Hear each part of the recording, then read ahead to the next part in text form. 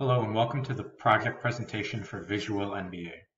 Visual NBA is a plotting program for real NBA games that actually happen.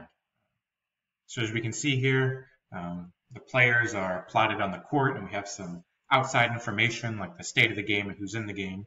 And if we click here on next event, we can see what happened next in the game and see the players moving, and we can go, further and further ahead and view the description, see what happened on the play.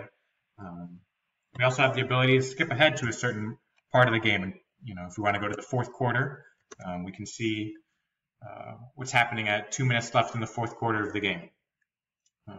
Along with that, at any time in the game, we can see the statistics that have been accumulated thus far. We can see that, in this example, Brook Lopez has 24 points at this point in the game.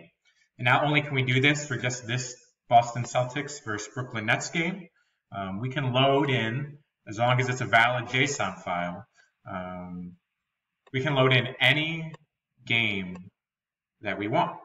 So if we click here on this JSON file, we'll start to load a new game.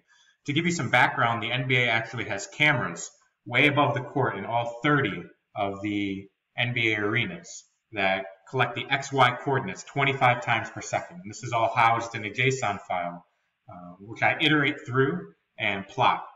One of the most difficult parts of the project was syncing this movement data with all of this game information. This game information was scraped from the NBA.com website along with who was in the game. And syncing those data sets together was difficult, but the project undertook a lot of data analysis.